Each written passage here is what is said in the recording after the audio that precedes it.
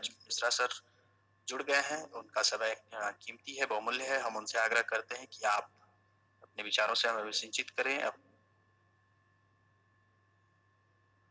Mishra sir. Hello. जी sir, स्वागत है sir आपका। हाँ, धन्यवाद मारुति नंदन जी। हम सुन पा रहे हैं। हेलो। हाँ जी सर सूरज जी बोलिए। ओके जी सर जी, नमस्कार, सभी को नमस्कार। सूरज प्रकाश मिश्रा, प्रवक्ता कैट महाराजगंज से और इनोवेटिव टीचर ग्रुप्स को बहुत बहुत धन्यवाद। उन लोगों ने हमको यहाँ बोलने का अवसर दिया। हम जो आज हम लोग काफी तरह बदलते परिवेश की प्राथमिक शिक्षा, इसको हम थोड़ा सा जो अपनी नई शिक्षा नीति आई से जुड़ करके इस बड़ी को हम आगे बढ़ाना चाहेंगे। अभी थोड़ा सा काम मैडम की बोली थी तो कुछ था उसमें। हमारा मानना है कि अगर किसी देश में बड़ा बदलाव करना है तो उस देश की शिक्षा नीति को बदलना चाहिए। शिक्षा नीति में अगर हम बदलाव करते हैं तो उसमें परिवर्तन आता है।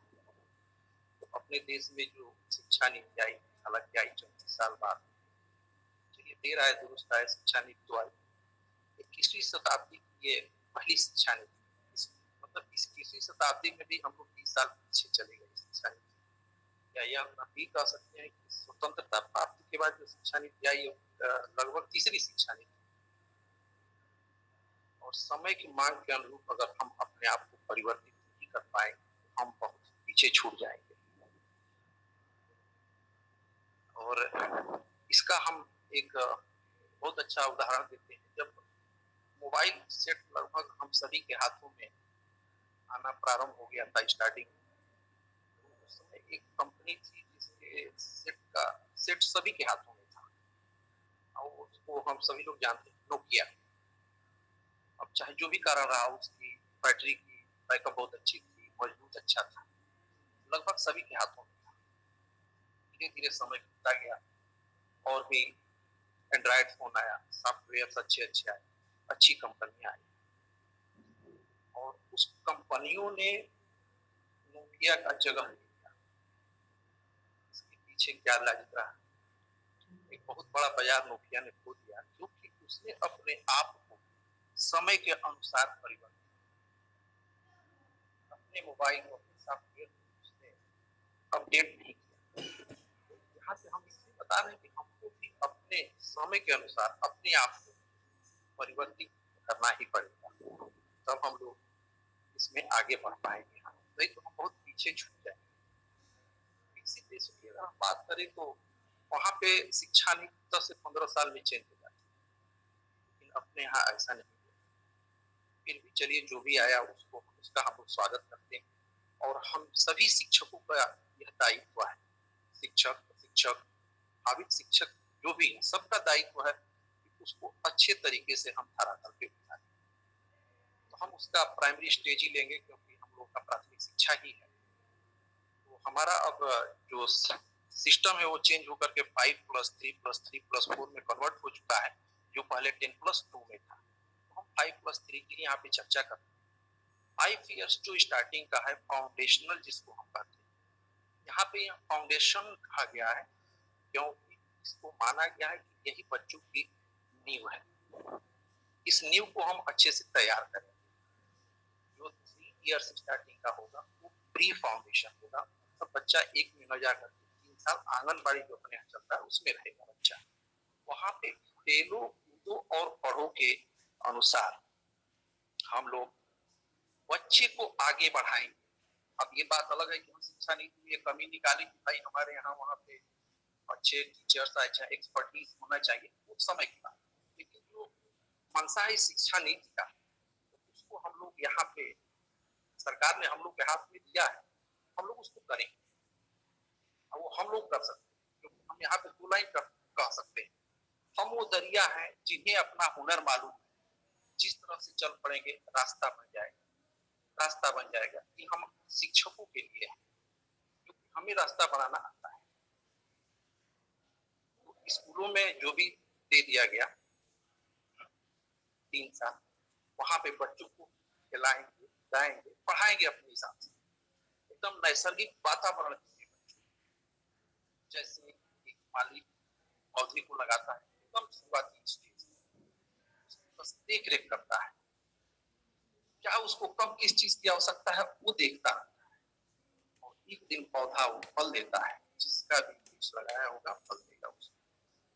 उसी तरह से हम शुरुआती अगर हम स्टेज में बच्चों को ध्यान देंगे, हम शिक्षकों की ही जिम्मेदारी, तो बच्चा निश्चित रूप से आगे बढ़ेगा और उसकी परेशानियों को दूर करने में हम सफल हो पाएंगे। अब ये छोटे बच्चे बहुत ही किस्मत है कि बहुत ही पहले समय में हम लोगों से जुड़ जाएंगे, जिससे उनका काफी समय बच जाएगा जानने में, पहचानने। और यहाँ पे सरकार ने ये भी कहा है कि हम हमारा माध्यम अंग्रेजी नहीं होगा, स्थानीय भाषा होगा, हमारी राष्ट्र भाषा होगा, भोजपुरी होगा, तेलुगु होगा, तमिल होगा, जहाँ भी जो बच्चा होगा उसको हम उसी भाषा में सिखाएंगे, जिससे वो बच्चा जो घर का आवाज है वही हम अपने स्कूल में भी बोलेंगे, उसके घर की आवाज, तो वो बच्चा अपना महसूस करेगा। हम बच्चे से अगर मान लीजिए पूछ लें कि क्या खा के आए, तो हो सकता है थोड़ा बचाने में हिचके, लेकिन अपने लोकल लैंग्वेज में हम कहें बाबू थोड़ा सा इधर आओ, बाबू का खिले बढ़ाओ, थोड़ा सा बच्चा संकोच आएगा, लेकिन पहली बार में सर हिलाएगा, कुछ ना कुछ तो बताना शुरू करेगा। तो ये भी एक अच्छी पहल है, और अंग्रेजियत की जो हमारे ऊपर थोपा जा रहा है उससे बचने का यह उपाय जायज का है, क्योंकि दो धाराएं, दो शिक्षा सिस्टम हमारे यहाँ चलती रही, एक हिंदी चाहे और एक इंग्लिश का, उससे मौका मिलेगा। हालांकि इंग्लिश एक विषय के रूप में बच्चों को पढ़ाया जाएगा, समझाया जाएगा। तो ये हमारी नई शिक्षा की प्राइमरी स्टेज की बात, हम आगे की बातें नहीं करेंगे, तो हम लोग का यही कहा है। आमतौर पर बालक 3 वर्ष से ही बच्चा हमसे जुड़ जाएगा, और ये समझिए कि पीएचडी तक वो हमसे जुड़ा रहेगा। तो अध्यापक का व्यक्तित्व निर्माण, बच्चे का व्यक्तित्व, अध्यापक बच्चे का व्यक्तित्व निर्माण करेगा, वो सीधे सीधे परिलक्षित होगा, उसका विकास होगा, उसका चारित्रिक निर्माण अध्यापक के द्वारा है, क्योंकि वो सबसे कीमती समय वो अध्यापक के साथ ही सबसे ज्यादा समय देता है। हमारे शिक्षक एक सुदृढ़ और विकासशील देश की मजबूत नींव है। बच्चों के माता पिता के अलावा शिक्षक ही है जो बच्चों के ज्ञान और जीवन के मूल्यों का आधार बनता है। समाज का भविष्य शिक्षकों के हाथ में पूरी तरह सुरक्षित है, शायद इसलिए तो हम शिक्षकों को राष्ट्र निर्माता कहा गया है।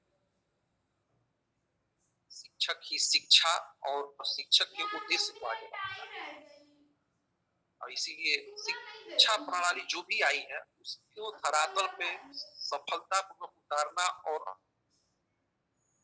सफल करना ये शिक्षकों के ही हाथ में है।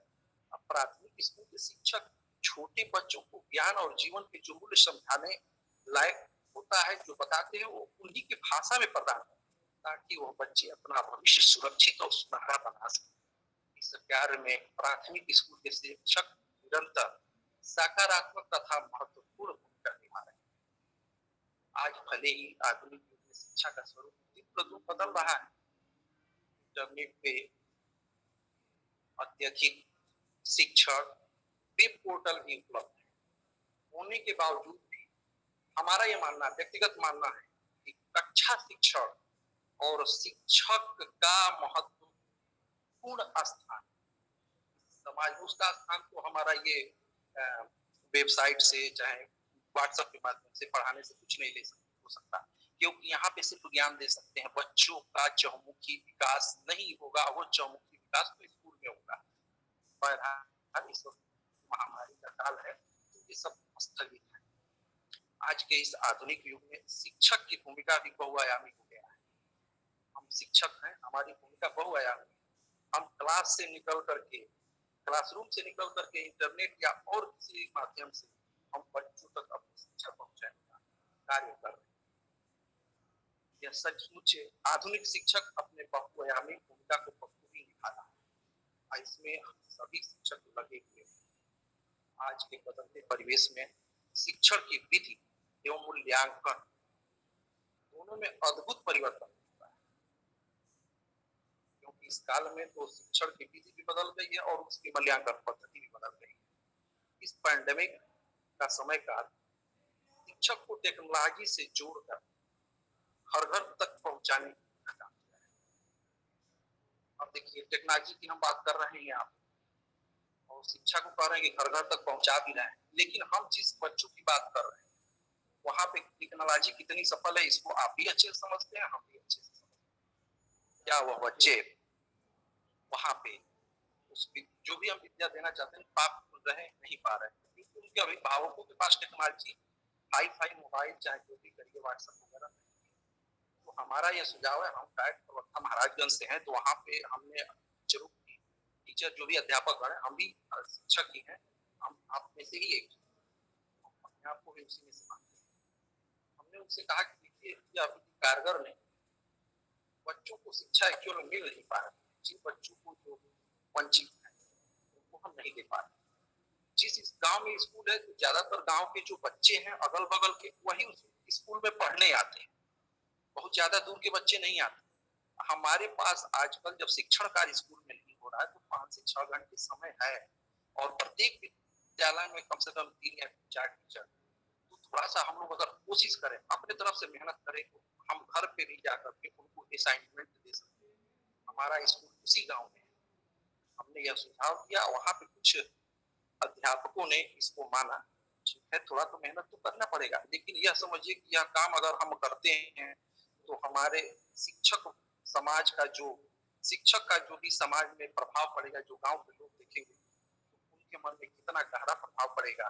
आज जिस नामांकन के लिए चाहे जिसके लिए भी हम लोग परेशान होते हैं, जब वो देखेंगे इस महामारी के काल में ये शिक्षक घर घर तक पहुंच करके शिक्षा को जगा रहे हैं, बच्चे को उत्साहित कर रहे हैं, उससे बच्चे लाभान्वित हो रहे हैं, ये समाज में बहुत ही अच्छा संदेश जाएगा। तो काफी देर से आप लोगों का चल रहा है। देखिए, किसी बड़े लक्ष्य की प्राप्ति के लिए राह में आने वाली हर बाधा से निपटना आपका कर्तव्य, हमारा कर्तव्य। जब लक्ष्य हमारा बड़ा होता है तो भी कठिनाई आएगी, तो उसको तो संसाधन नहीं है, उसके लिए हम रोकेंगे नहीं, जो भी है उसी से हम आगे बढ़ेंगे। जो भी बच्चा आएगा उसी को हम पढ़ाएंगे। अब किस तरह से पढ़ाना है, क्या पढ़ाना है, तो जगह नहीं बताना है, ये हम शिक्षकों से अच्छा करेंगे। तो हमारी भूमिका इस महामारी काल में और भी ज्यादा बढ़ जाती है। हमारी भूमिका इस महामारी काल में और भी ज्यादा बढ़ जाती है। He fly and touch the always unlimited। और ज्यादा आप लोगों का समय नहीं लेंगे, सबके विचारों को हमने सुना है। अरुण सिंह सर ने बहुत पहले भी हमको ये भेजते रहे हैं, तो इस इनोवेटिव ग्रुप से जो भी हम कई बार जुड़े भी हैं, तो सबके विचार को हमने सुना है। ब्रजेश राय सर भी हैं, हमको प्रशिक्षित भी किए हैं कभी, और इसमें हमारे मित्र उग्रसेन जी भी जुड़े हैं। सबको इस इनोवेटिव ग्रुप को मैं बहुत ही बधाई देता हूं कि इस काल में, इस समय में, वो भी संडे के दिन अमूल्य समय जनरली छुट्टी ही होता है सबका, कोई इसमें और काम नहीं करना चाहता। 2 घंटे 2.5 घंटे होते हैं, ये बहुत ही अच्छा है। और साथ सबको धन्यवाद देता ग्रुप को। ये ठीक रहिए इस कोरोना में, अपने परिवार को सुरक्षित रखिए, समाज को भी सुरक्षित रखने की जिम्मेदारी। धन्यवाद। बहुत बहुत आभार सर आपका, काफी प्रेरणादायी विचार आपके।